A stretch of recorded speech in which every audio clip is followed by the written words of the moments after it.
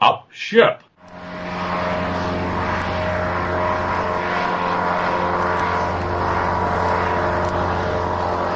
Hello again, this is Chief Engineer Rob Davis of Airship 27 welcoming you to podcast number 32. I'm here alongside my co-host, Ron Fortier. Say hello, Ron. Hey, how's everybody doing? Captain Ron here. And Rob and I are trying to get this recording going, but Skype isn't helping us at all. Could be bad weather, who knows? Alien interference, you know what I'm saying?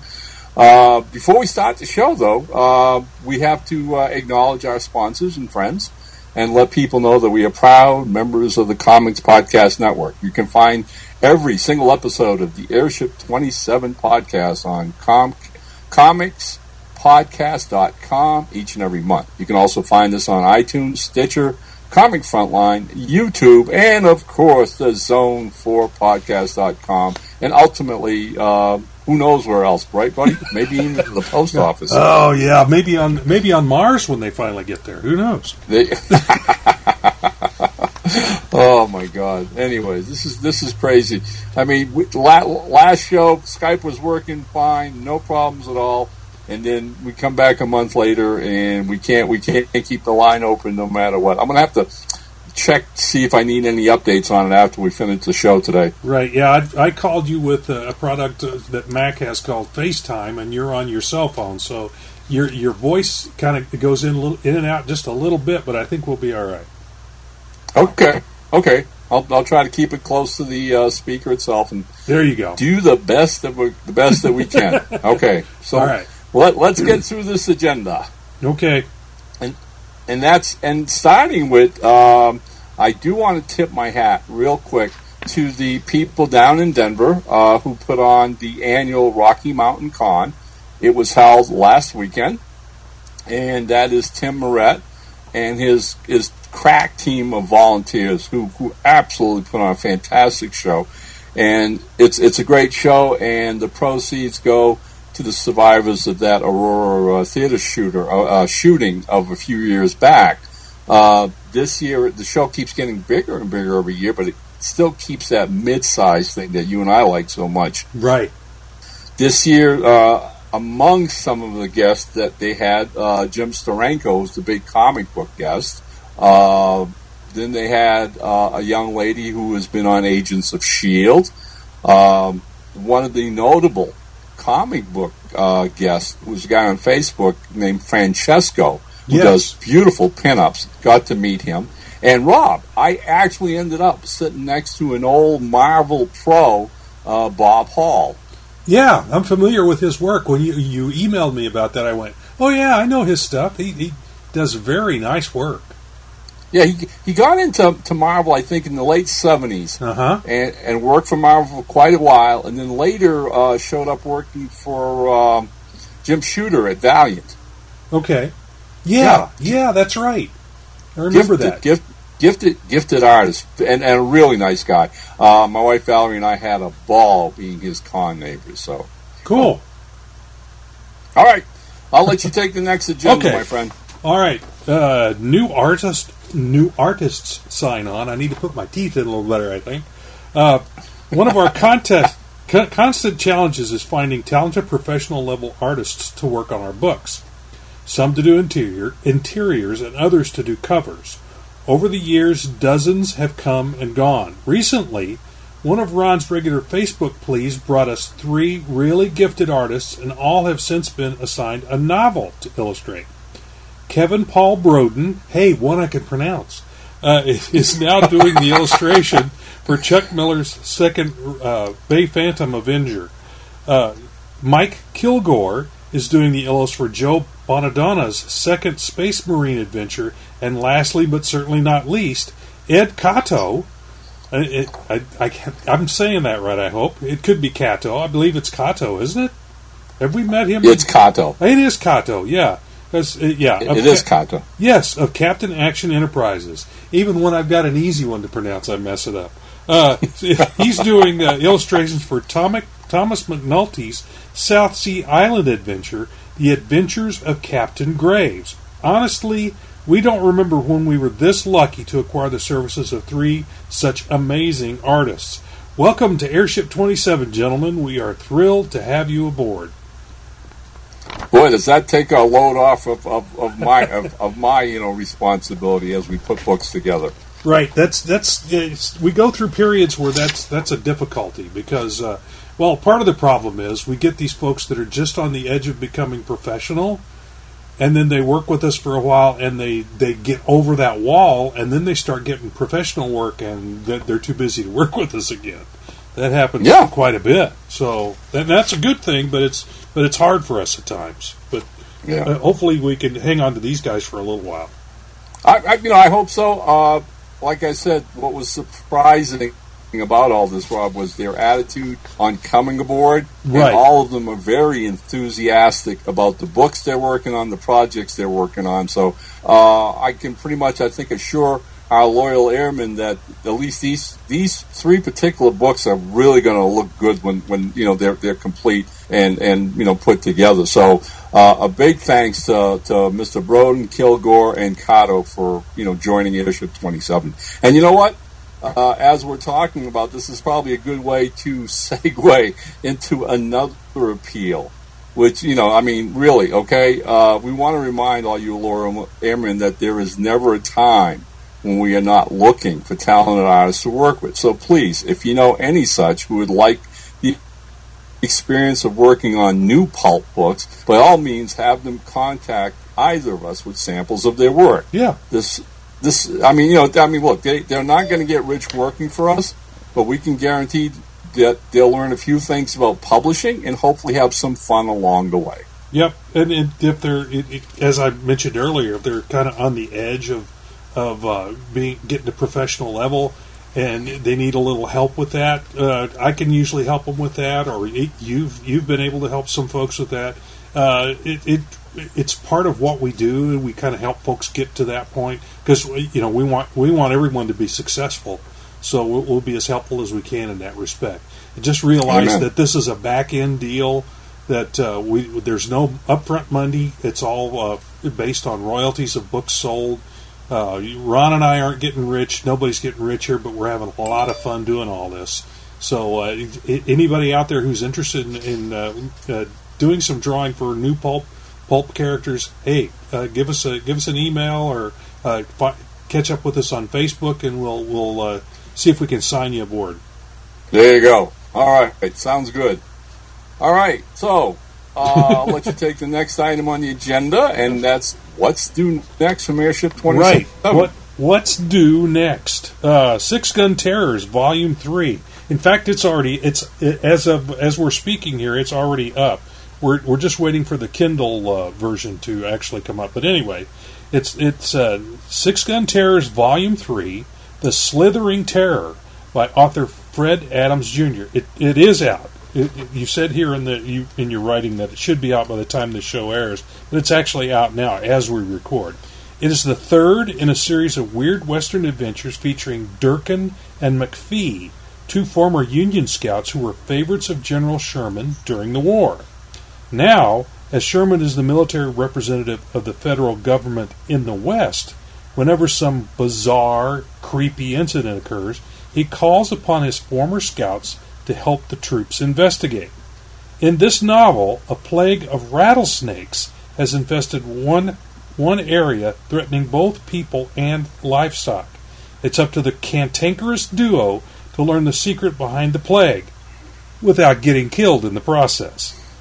Art Cooper provides the 9 interior illustrations, and Ted Hammond has done a gorgeous colored cover for us. As mentioned here, it's available now at Amazon in both paperback, and by the time this airs, it should be out on Kindle as well. Yeah, and boy, I tell you, since posting the press release all over Facebook and the internet, the feedback, not only on people who've read the first 2 books, Rob, and are delighted that there's a 3rd volume out in the series, but man, Ted's cover is getting all kinds of positive feedback. Good. Yeah, it's a beautiful piece. I mean, everything he's done for us so far has just been over the fence in the park. It's a home run every time.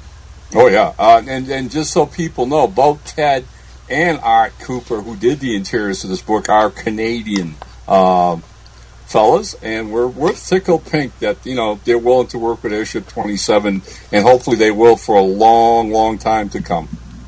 Cool. All right, so I will take what's coming next. All right, because, again, Six Gun Terrors is out right now, so what's coming next is Sherlock Holmes, Consulting Detective Volume 10.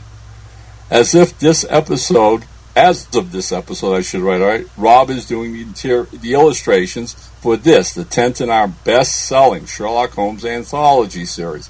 This volume contains brand new tales by I.A. Watson, Greg Hatcher, and 2 shorts by Aaron Smith.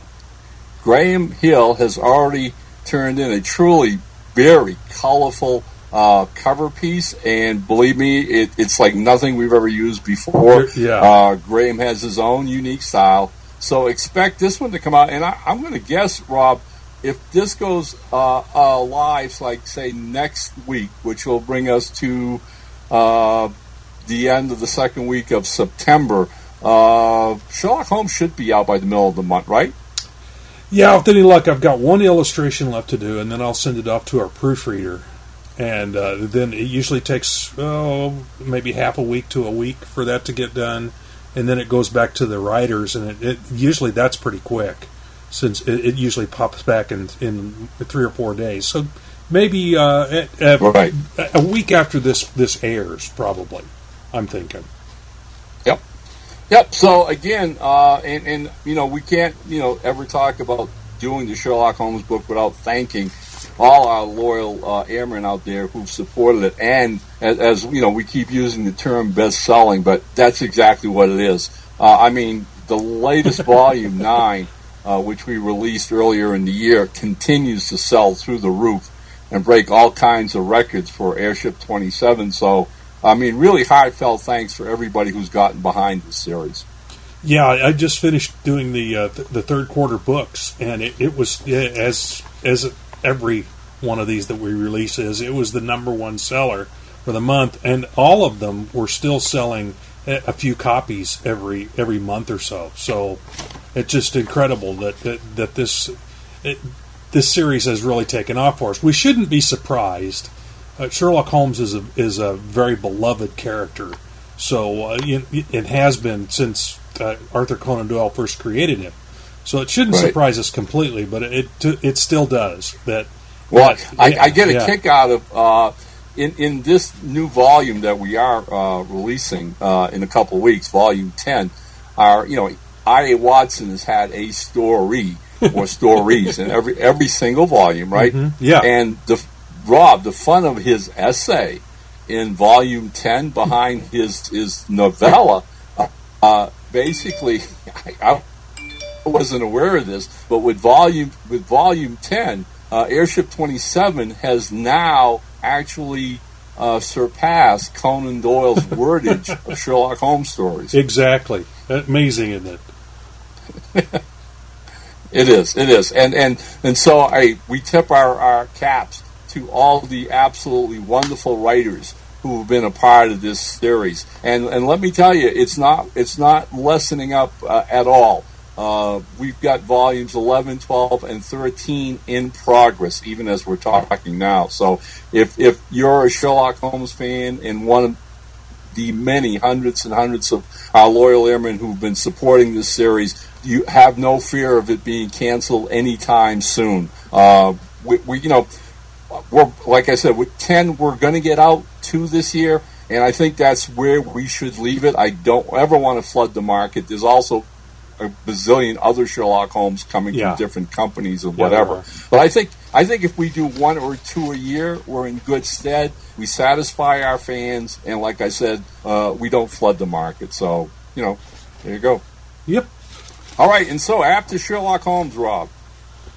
Oh, and then The Silver Riders by Greg Hatcher. This is another weird Western novel, and artist Chris Kohler is just wrapping up 9 amazing illustrations. and award-winning artist Chris Kohler. No cover artist has been assigned as yet, but Ron does have someone clearly in mind. Who is who it? I know? Who I wrote to? Let's put it like this: who I wrote to this very afternoon. Okay. Explained what the book was and asked if he was available. And hopefully, by the end of the day, this person's rather professional and prompt.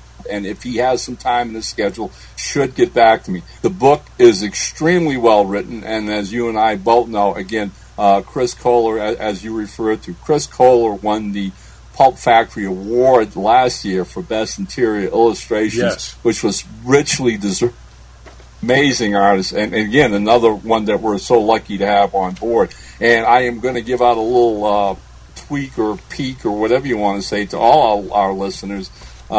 Chris has already agreed that after he finishes work on this weird Western, the next assignment, Rob, that he's going to take for us at Airship 27, he is going to illustrate the first ever full-length Purple Scar novel.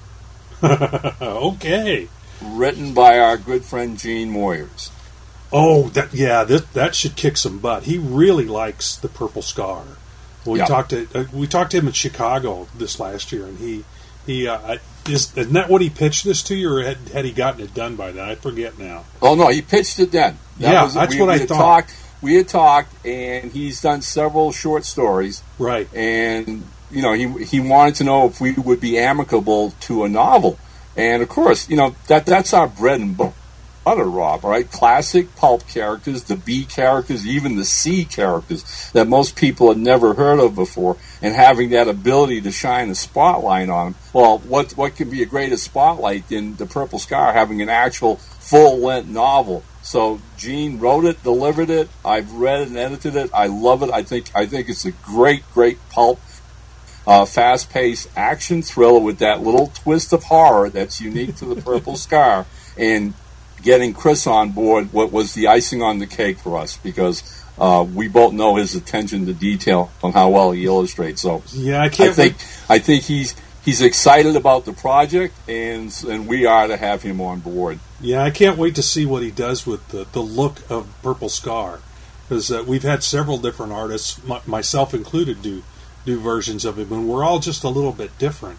So I'm really curious to see how he handles Purple Scar. That should be really interesting. Amen. I'm with you. I'm totally excited about that.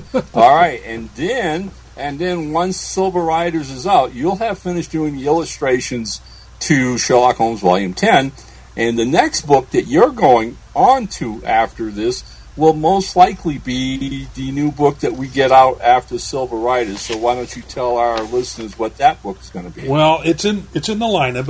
It's in my card file box here, and it's Mystery Men and Women, Volume 5. This will be my next assignment. The volume features the debut of a shadow-like female named the Shrike, as created by our good friend we just mentioned, Gene Moyers. She appears in a full-length novella.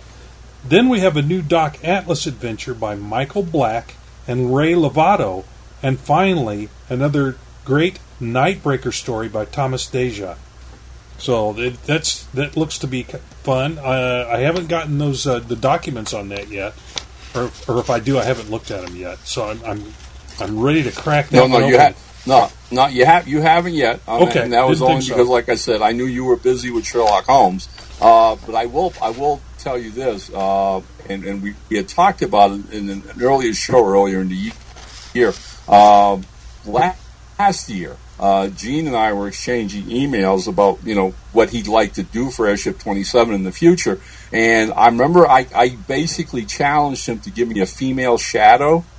Yeah. And so he took that challenge and really delivered. The Shrike is very, very much in the vein of the Shadow, in that she is not in the forefront of the mystery, Rob, but she has agents that work for her.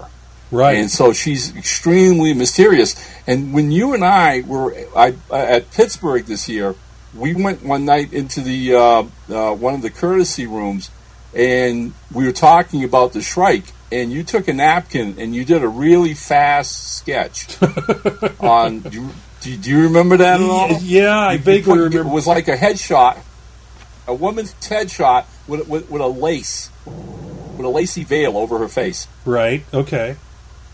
Yeah, that's why I got excited about it, because you nailed the entire concept of the Shrike, all right, which is this woman of mystery. And Gene hopes to keep that going in future adventures and stories where, we'll parcel out a little bit of who she is, but never the entire identity. So again, very, very shadow-like, and I'm really excited about that. Now, rounding out the rest of this particular volume of Mystery Men and Women, Thomas DJ has been doing the Shadow Legion stories for a couple years now. He's done 2 books for us. In the last issue of Mystery Man, he had a Ferryman story, which was the cover spot. And so this one's going to feature another member of the Shadow Legion that he's created called Nightbreaker. And then, wrapping it all up, I'm really excited about this. Our good buddy Michael Black and his co-writer Ray Lovato, a few years back, decided to do their own version of Doc Savage. And they created Doc Atlas, and it's very much in that vein of world traveling, globe trotting adventure, and it's a lot of fun. So I have to say again, being the editor, I'm prejudiced naturally, and I've read these stories, but they are really, really classic pulp adventures. So I'm hoping, fingers crossed, as ever, that when you get to read them and illustrate them, you'll have as much fun as I did with putting them together and editing them. And I think our fans are going to be very excited when this volume comes out. Yeah, this is really an interesting series, and it's not an A, B, or C pulp character. These are brand new characters that some of our creators have come up with. So I never know what I'm going to find when I run across one of these. What kind of character it's going to be. I mean, we've had a guy that was a former football player. We've just had all kinds of strange things happen. And I mean, the Bagman he first appeared in Mystery Men and Women. Right. And then we actually had several female superheroes. And if you'll recall, Derek Ferguson gave us a modern adventure called The Mongrel. Right. That's already appeared in 2 subsequent issues of this particular series. So you're right. And that's why it stands out amongst all the other things that Airship 27 does. Because after years of publishing classic pulp characters, a lot of our writers, who are all very creative individuals, eventually said, hey, come on, let us create our own characters. So we opened that door, and I'm tickled pink we did, because they've really stepped up to the plate and given us some unique and really exciting series. So, very glad to add a new volume to this series. Cool. Okay. All right, and so after several months of you and I just sitting around here talking to ourselves and hoping that our good friends were listening, we finally bugged enough of them, but we actually got some questions this time, Rob. Yeah, I read over you type up a podcast agenda, and I read it over except for the questions. This time I'm going to take them just as they come. I haven't even read these yet, so okay. Just to see what my reaction is without even knowing what was going on. So you want me to start with the first one here from Michael Housel? Yeah, go ahead and read it, and then both of us will chime in together as we always do when we answer these things. Okay. From Michael Housel.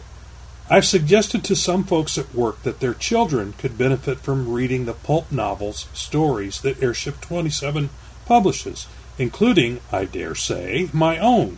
The thing is, a few of the folks expressed marked reluctance to the idea, stating that such stories are probably outdated in their concepts, i.e. relegated to older, obsolete time frames, or too violent within the current stream of things.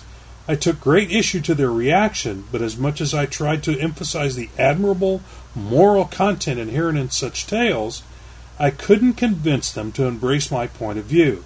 How would you and Rob handle such rebuttal, based on your many years of experience in the pulp scene? Oh boy.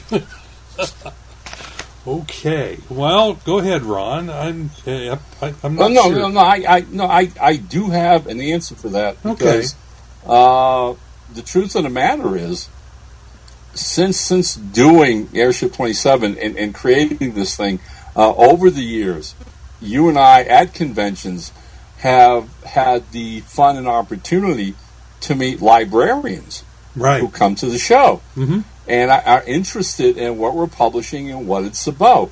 Well, several of them over the years have actually picked up some of our books and taken them back to their local libraries and put them on the shelves for the citizens in their community to read and whatever. What's happened with all that is the feedback I've gotten is that the reaction is very good in that the average citizen looks at new pulp, as classic adventure books. Right. And the kind of things that, you were taught in high school, like Kidnapped by Robert Louis Stevenson, right. Okay? Or A Tale of Two Cities, those kind of things. But they fall into that umbrella of adventure fiction, okay? And here's what really, heartwarming for me, Rob, all right, above everything else, because I don't see that much of what I consider good heroic fiction coming from the big houses. As far as, and this is something that you and I talk about and our colleagues talk about at conventions all the time, this debate about what is a hero today, especially in cultural fiction, television, and movies. And since the 60s, we seem to drifted away into the vague area called anti-heroes. All right, so here's the thing. Several librarians, Rob, came back to me after they had picked up copies of my new Adventures of Captain Hazard, and were basically telling me that they had taken those and put them in their young adult sections, right, juvenile, and aimed them at teenage boys, right? Because there's nothing for teenage boys. All right, most of the young adult novels today, Rob, are pretty much geared to young girls. They're fantasies, you know what I'm saying? Yeah. Or light horror, or like the Twilight series with the sparkly vampires and romance. And you know what we're talking about. Yeah, I know exactly what you're talking about. Right, yeah. But there was a time and an era in this country where young boys growing up could read Tom Swift, or by the time you got to the 50s, you could read the Hardy Boys' adventures. Right. All right? Yeah. There's none of that anymore for young boys out there. So it's weird, but the young adult, genre or publishing movement, which is so big in this country today, seems to be like 80% geared at young girl readers. And they pretty much ignored young boys. They don't like to read anyways, which is bull crap. Yeah. It's not that they don't like to read; they don't have anything to read. So yeah, they're busy. They're busy with their video games. Video games is kind of where they've gone. But they'll read if they have something to read.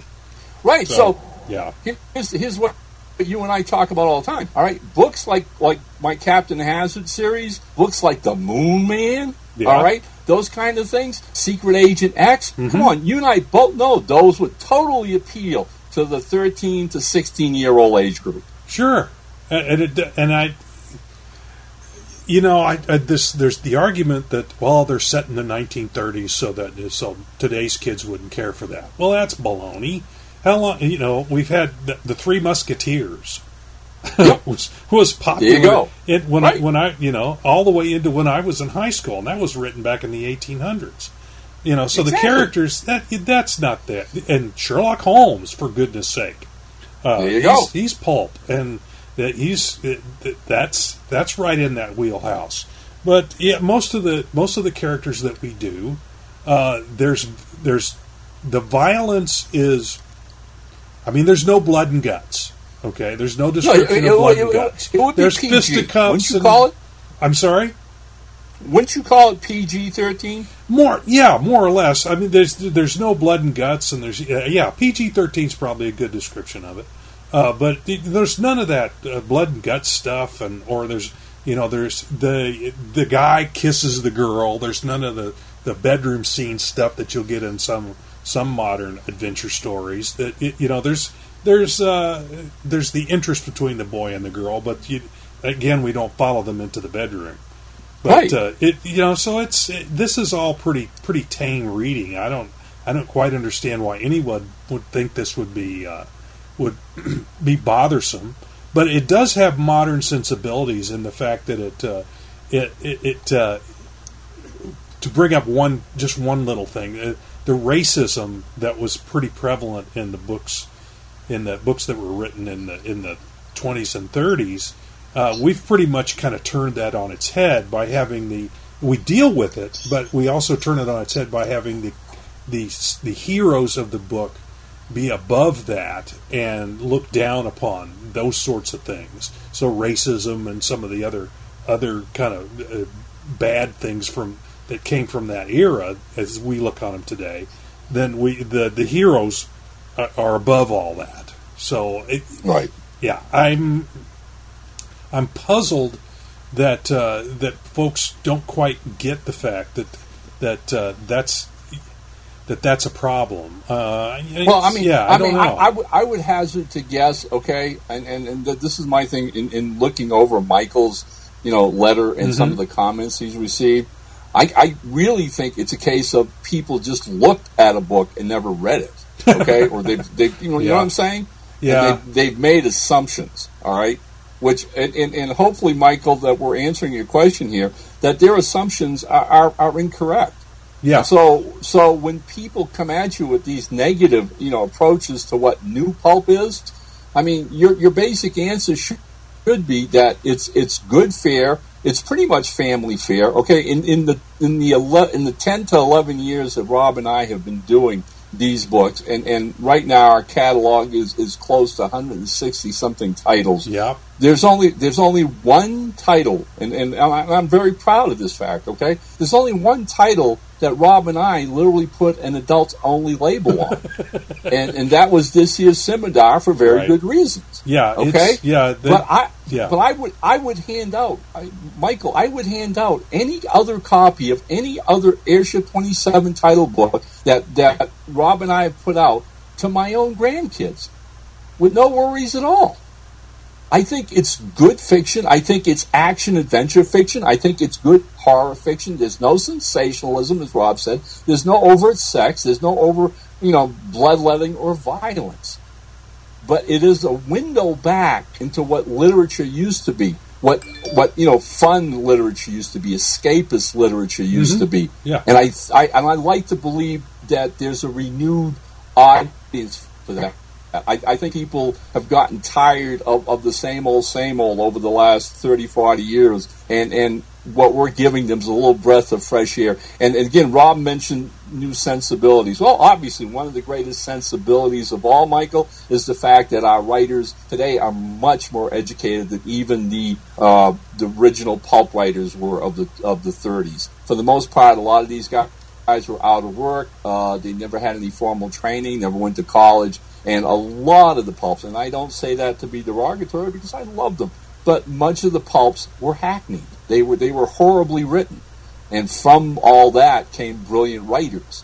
Today, though, Rob and I have the fun and the treasure of a much more college sophisticated society that we live in. So the majority of the writers that we tap into or who come to us to write this kind of work are educated writers, and that's why I say the fiction is elevated to that degree, but not beyond losing what pulps were about and what the fun of the pulps were about. So, yeah, there you go. Yep, I would say that some of the pulp writers of the 20s and 30s had real trouble constructing good paragraphs and sentences, but these guys, the guys that we have working with us, they can all do that very well. It all makes a lot of sense, but I would, to really answer the question from my point of view, I would point these folks who are wondering. I say, well, do you like James Bond?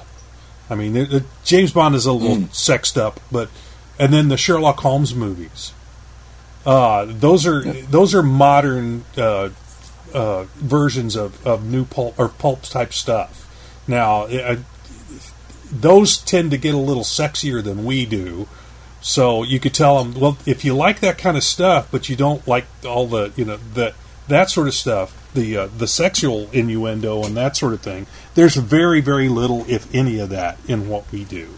So it's very much adventure stuff like that. So, yeah. And that's it. So, hey, Michael, I hope that helps. I hope that answered your question. And again, like I said, you never have to worry about sharing any new pulp book from Airship 27 with your friends or family, believe me. All right? Okay. And then we got a second question, and I'm going to take this one. Okay. Because I think it's, it's a question that, maybe other people have been thinking about, Rob, in the last couple of months. And again, it's from our pal Gene Moyers, who writes, "We were all disappointed with the sad end of the Brother Bones movie. But I have heard talk that other media as well as some larger publishers are looking for new properties to bring to market. Has anyone else put out feelers to you, and do you expect some in the future?" Okay. Look, I mean, the truth of the matter is, all of us were disappointed at the fact that the Brother Bones movie, couldn't get off the ground, and it's what it is. So you learn in this business that everything doesn't succeed, and you move on from that. Now, I mean, and I want to thank everybody who dropped me a nice letter or left me a nice message on Facebook or whatever, who were pulling for this. And if nothing else, that was the most hardening thing about this entire project, to realize how many fans we have and good friends, and et cetera, et cetera. So to move on to the second part of this, are there larger publishers looking at something? Not so much larger publishers, all right? I mean, as far as Brother Bones is concerned, I haven't really changed anything at all about my ideas for him or the future. And by that I mean, even had the movie gone ahead and happened, it wouldn't have altered one bit my plans to continue writing his adventures and for Airship 27 to continue publishing them. There was never any thought of taking the stories to another, say, bigger publisher or whatever, okay? Now, that being said, there were possibilities of maybe graphic novels with people like Moonstone or other companies. And who knows what the future holds with that, all right? That could conceivably still happen someday. I'm never going to say no to it, but it's not my major goal in life. Now, how about feelers for other media things? Well, I've spoken with Rob about this, and I really don't want to say something because, Rob and I have a very, very good friend, a very loyal friend. And I'm going to be a little vague, but please bear with me. Right. He is very supportive of what Rob and I do all the time. And so basically, when the Brother Bones Kickstarter was halfway through, he personally got a hold of me and told me that he had a few friends, a few connections in the movie business out in Hollywood. And that if this particular Brother Bones venture didn't, occur, that at a later date, he asked me if I wouldn't write a short Brother Bones treatment, which I have yet to do because there is no rush here, and to do that and send him that treatment. And he was going, and is apparently going to show it to some of his movie friends in Hollywood, because supposedly there are several companies that are looking to get in on the bandwagon with all this stuff that's going on in Hollywood as far as the Marvel movies and all the superhero TV shows that were, proliferating television these days. So there is a demand for this. And that's why this third party, this friend of Rob and I, came to me and said, he says, I really think Brother Bones and and a couple of smaller companies in Hollywood could really hook up well. So that's in the future. I'm honestly not, putting out too much energy on it. I hope to maybe write a treatment in the next couple of weeks and get it off to my friend, and he'll show it around, and we'll see what happens. But in the meantime, what's more important to me is I'm continuing to write new Brother Bones stories, and if all goes well, by the start of next year, I should have enough material for a brand new Brother Bones collection. Now, I say that, and even as we are talking, Rob, you and I were talking about, Six-Man Terror being out, Sherlock Holmes being out in 2 weeks. Well, as you and I are talking right now, our good friend Rich Harvey from Florida publishes his pulp magazine quarterly called Pulp Adventures. Yeah, And the new issue, which came out 2 weeks ago, it is available from Rich right now. All right, contains a brand new Brother Bones story, which will be part of the collection eventually. So if my diehard and loyal and God bless you all Brother Bones fans, don't worry, he's not. The Undead Avenger is going to be with us for a while, and if you want to get in on what his latest adventure is, it's a story called Den and Now, and Rich had an artist do 3 new illustrations to accompany it, and as I said, it appears in the current issue of Pulp Adventures. I believe it's number 26. So there you go. Yeah, and it's I don't remember which writer it was who had a character that went to the movies, and they changed his character, and someone asked him, "Well, is that a problem for you?" And he goes, "Well, no, the checks didn't bounce, and the books that I wrote, are still out there. The character I created is still out there on paper." So that's one way to look at this. Is the Brother Bones we're doing? We're going to keep on doing that. It would be nice if somebody would bring him to another medium, a television show or a movie or something like that. That's cool. That would be a cool thing. But what Ron and I are about is making the books. Yep. And maybe doing some graphic novels or comic books. Yep. And the other stuff, that's all gravy. I didn't put a whole lot of stock into this movie because I'm going, well, we're going to continue doing what we're doing. I'll support it, and I'm excited that it's a possibility. But if it falls through, it's not going to affect me that much. Right. I helped it didn't change anything. Exactly. I think that's the point. Everybody's kind of worried. Oh, you guys all upset? Well, yeah, we're not happy that it didn't happen. It would have been cool, but at the same time, we're still doing what we were doing before. Nothing's any worse. So exactly. We're going to move right along and do what we were doing before. So, yeah. And I mean, come on, like when do we ever have an empty hour, Rob? Well, once a month when we do this podcast. Yeah, there you go. That's our break. All right, that's our time out from all the projects that we have on the table. I mean, and honestly, folks, I mean, do think about it. In the last month or so, God bless Rob. Rob put together the big collection of my horror stories, Ron Fortier's Tales of the Macabre, the collection, in time for Halloween. And Rob is wrapping up his artwork on our one-shot Secret Agent X comic. Yeah, I'm 4 pages away. And then we're still going to conventions. Rob's got another one coming up. I was one this past weekend. I've started teaching a class in comic book writing, which definitely put me behind on some personal projects as well. So as you can see, believe me, all right, that there is never a dearth of things that Rob and I have to do, and that keeps us busy and moving along.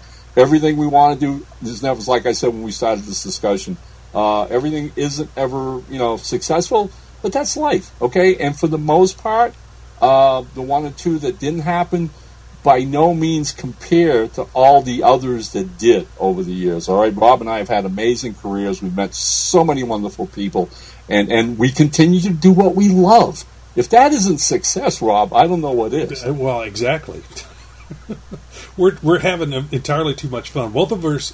Yeah, I'm semi-retired. You're completely retired. So we're doing stuff now that we want to do. So it'd be great. We would make time to get on a plane and fly out to California to go to a red carpet affair if one of our stories. But at the same time, we're still busy doing what we're enjoying doing. So we're fine in that respect. But anyway, yeah, I think we're talking about, you were just at the Rocky Mountain Con. Yep. And my local convention kind of collapsed last year. We had a really good time last year here in Columbia, Missouri, at the show that they put on here. But it has gone away, and so I've been fishing around trying to find something else. And it occurred to me that there's another convention in Kansas City called the Kansas City Comic-Con. Now it's in the same venue that Planet Comic-Con, which I've been going to since the late '90s. I've been to every one of those shows except for, I think, one year when I had to go. When the first year we went to Windy City, I think it conflicted that same weekend with Planet Comic-Con. I remember that. Yeah. So that's the only time I have not gone to Planet Comic-Con. But I had never been to one of the KC Comic-Cons. So I got a hold of a couple of the guys that I know that do that show. And I talked to them, and they said, well, it's not as big as Planet Comic-Con, but, you still get to meet all the fans. And I went, I'm sold. You still get to meet all the fans. There we go. Yeah. The small shows are a hoot. The small shows are so much fun. Yeah. I mean, and I've got a brand new print that I'm going to take with me. And the prints, I think I had them priced a little high at Planet Comic-Con this last year. So I dropped the price on them a little bit, so people come by and check out the color prints that I've got. But I did a brand new one of a character who was just in the movies recently, Wonder Woman. I've got a color print of her that I'll be selling for the first time at Kansas City Comic-Con. Nice. So come by, at least take a look and see what I've got, and drop by and visit with me. Because that's why I go to these things. I get to talk to the fans. I mean, Ron and I sit in our studios or our offices and just talk to the computer screen. Yep. And we get tired of talking to just the computer screen. That's why we go to Windy City. That's why we go to Pulp Fest. Conventions and meeting fans are why we do that. Right. So, and I'm fishing around for maybe another show to do. It looks like Wizard World is doing one in Springfield, Missouri, which is my old stomping grounds. I went to college down there. Okay. And they had it for later this year. I don't want us to end the show. What's the date for the Kansas City show? Oh, it's November 10th, 11th, and 12th, if I remember correctly. Let me pull my calendar to be absolutely sure. I want people to have that down, and we will bring it up again in next month's podcast at the start of November. Let's see. 10th, 11th, and 12th. Yeah, Friday the 10th. Saturday the 11th and Sunday the 12th. So of November. So come and see me. Okay. All right. and so we go down to that last agenda, and you've just done that. So that's covered. And I talked a little bit about the Halloween thing, which I'm going to underscore here. On Saturday, October the 28th, for the first time ever, the local comic shop here in Fort Collins, Colorado, Griffin Games and Comics, is going to have what they call a Halloween Fest. And they were going to have a lot of the local comic creators here as guests, and hopefully get a lot of the trick-or-treaters, Rob, and all this, and really do Halloween up big. And then obviously that was one of the reasons why I wanted to get this collection of horror stories, Tales of the Macabre, all put together, and you did a great job with it. The cover's awesome. And I got to tell you, Rob, get ready, okay? Because I'm not going to show it off now, but I actually went out and got a top hat. Okay. So I will be wearing it at Halloween Fest, Saturday night, October 28th, here in Fort Collins. For all the trick-or-treaters, I am going to be the host that appears on the cover of Tales of the Macabre every single issue. Yeah, so get a card with a 27 on it. You it. Look like this character, Ron. That's who it is. So we went and did it. And I will have pictures, and I will be posting them on Facebook. And very cool. Very cool. Yeah. Yeah, this was kind of that comic shop's response to their doing Free Comic Book Day and wanting to do something like 6 months later, and Halloween kind of fit with that. Isn't that kind of how that happened? That's exactly what happened. You got it. That's right. Right. Free That's a great idea. Is so much fun that Sherman and Leanna Sanders, the people who are the proprietors and own Griffin's Games and Comics, thought it'd be fun 6 months later to do this twice a year, to thank their fans for their support all year long.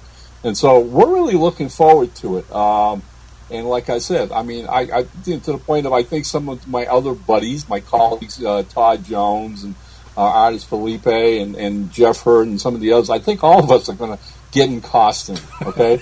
And I think we're really, really going to do a Paul. That sounds like a lot of fun. It really does. Yep. Okay, and hey, this is going to be a little early for us. We're at 51 minutes. About 10 minutes away from the hour, I think. Yeah.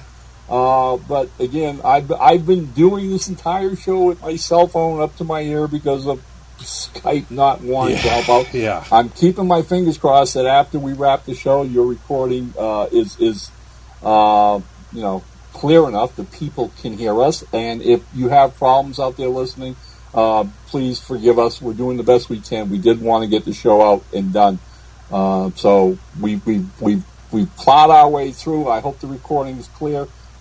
Hey, thanks Michael Housel and Gene Moyes for your questions. As ever, thanks Sparky Brant Fowler for being our chief engineer and allowing us to do this show. And again, if you're one of our many loyal listeners who listens every single month, thank you from the bottom of our hearts. If you have any questions, send them in. In the meantime, Ron's going to be trying to figure out what the hell's the matter with Skype and fix this thing once and for all. So, anything else you want to add, my friend? No, I would say that actually the sound from your phone is actually a little clearer than the one from your computer has been. You get a little bit of an echo in your office. I don't know if the new office is like the old one, but you used to get just a tiny bit of echo.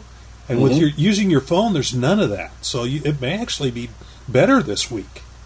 Okay. Or this month. Okay. Yeah. Hey, yeah. Let's see what the final recording is like. Okay? I think it may. I think it may be a little we better. Want to make this as clear and, like we said, as possible, so that our fans can just sit back and enjoy it. And if it's better, then hey, maybe we'll just go the phone route. Yeah, that's kind of hard on your arm, but anyway, yeah. Hey, I mean, no, I'm not that old yet. No. Okay, well, it's. I think we're getting to the end here. We've run out of stuff to talk about. So next time, guys, give us more to talk about. Send us some more questions. But anyway, this is Chief Engineer Rob Davis signing off. And as ever, Captain Ron, thanks for joining us. And down ship.